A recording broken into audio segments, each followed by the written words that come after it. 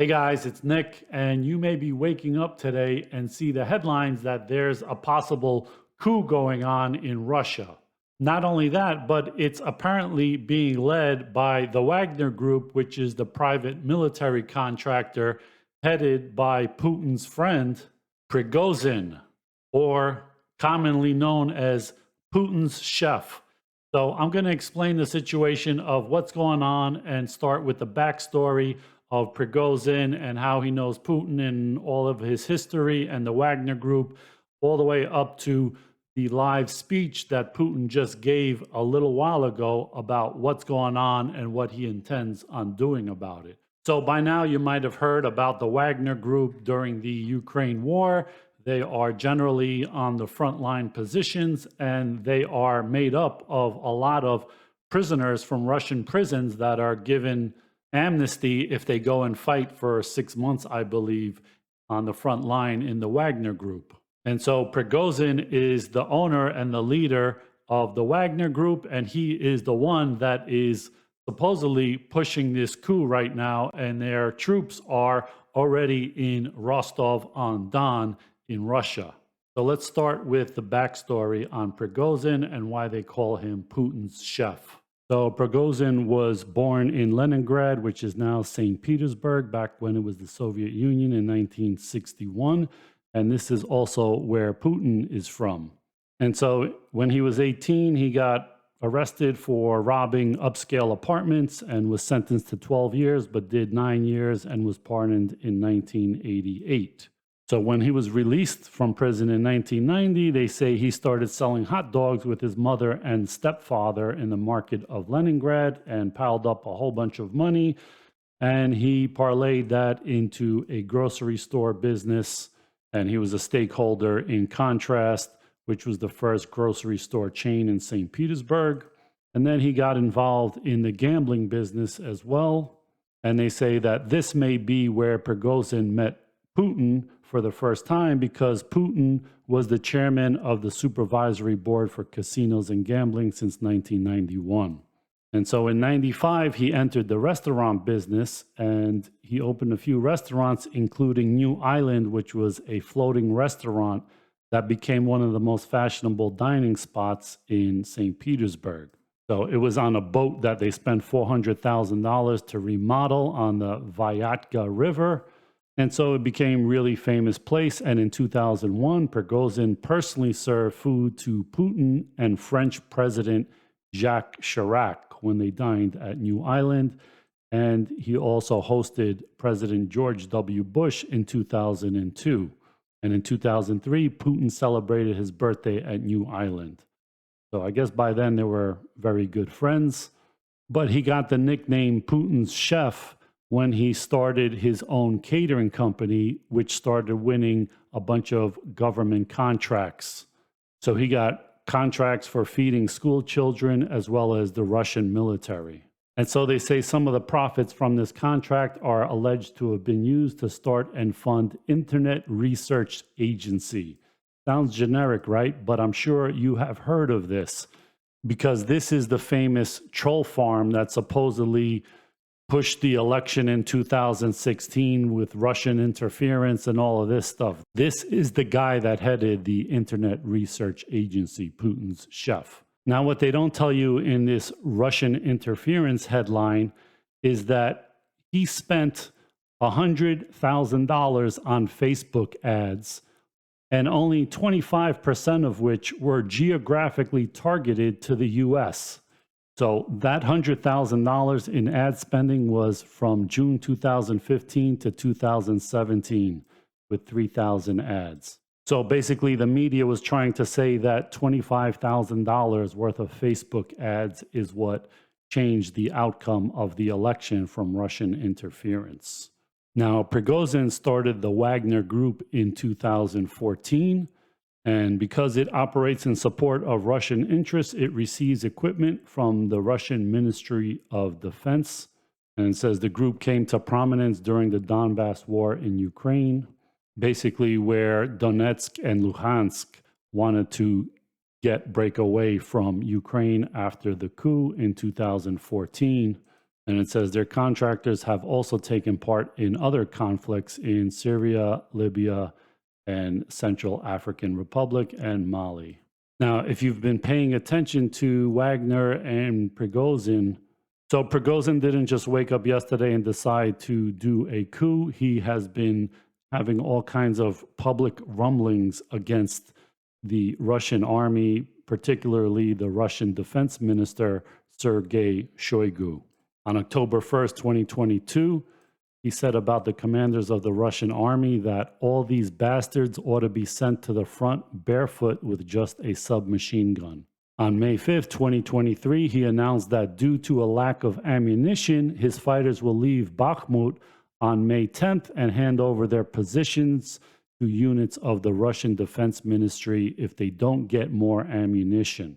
And he blamed Shoigu for tens of thousands of Wagner casualties, saying they came here as volunteers and are dying so you can sit like fat cats in your luxury offices. On May 27, 2023, Igor Girkin accused Prigozhin of plotting to use the Wagner group to stage a coup within Russia, and that Prigozhin was actively violating Russian 2022 war censorship laws by complaining about the Russian high command, and that his forces were practically in an active state of mutiny.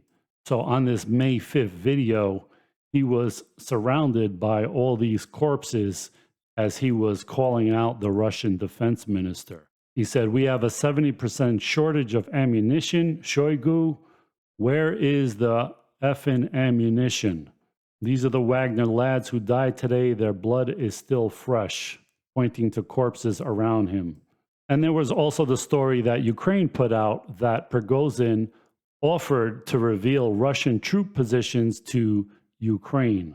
And so they say that Prigozhin repeatedly offered to betray Russian troop positions to Kiev if Ukrainian forces agree to pull out of Bakhmut, according to a bombshell leak. Now, Prigozhin dismissed the claims as nonsense, and Kremlin spokesperson claimed it was a hoax. Now, a lot of people wrote off these military rumblings by Prigozhin as maskirovka, which is Russian military deception. And so it's a broad range of military deception, camouflage, denial, deception, concealment, imitation, decoys, dummies, maneuvers, all kinds of deceptive and disinformation. And so a lot of people were saying, oh, you know, he's just doing that. That's part of some kind of Russian psyop or something like that. Well, apparently that's not the case. And so from the Russian Times, they say that tanks from the Wagner coup are in Rostov on Don in Russia, and that they just went right through the border. Nobody tried to stop them, indicating that maybe there's some confusion or there's some sympathy with them. And so the top Russian general sent a message to the mutinous Wagner private military company and told their fighters to stand down and arrest Prigozhin. So he said, "I appeal to the fighters and commanders of Wagner. We have walked a difficult road together. We fought together, took risks together, suffered losses together, and won together. We are of the same blood. We are warriors. I urge you to stop. The enemy is just waiting for the internal political situation to worsen. We should not play into the enemy's hands in these difficult times for our country."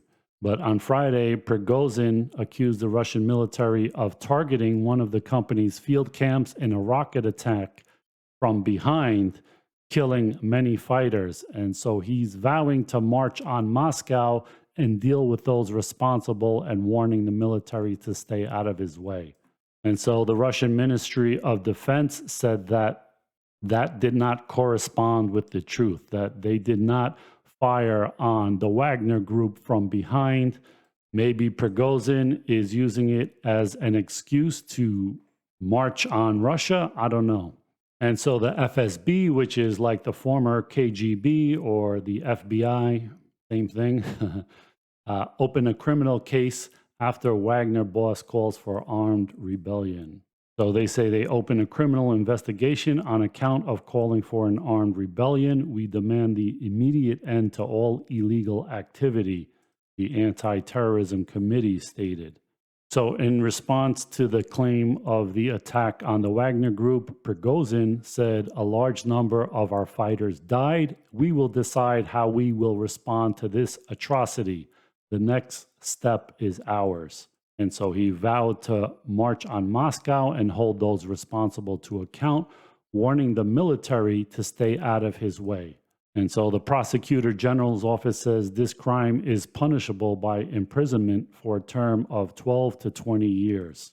And just a little while ago, Putin went on live TV to talk about this, and he said, "We will defend our country from internal treason." And that Prigozhin's attempted coup is a stab in the back amid the Ukraine conflict. So he said this is a betrayal of Russia and its people, and he vowed that the country's law enforcement agencies will take decisive action to restore order. And he also appealed to Russian service members and those who have been drawn into this criminal gamble by deceit or threats, without naming Prigozhin in particular.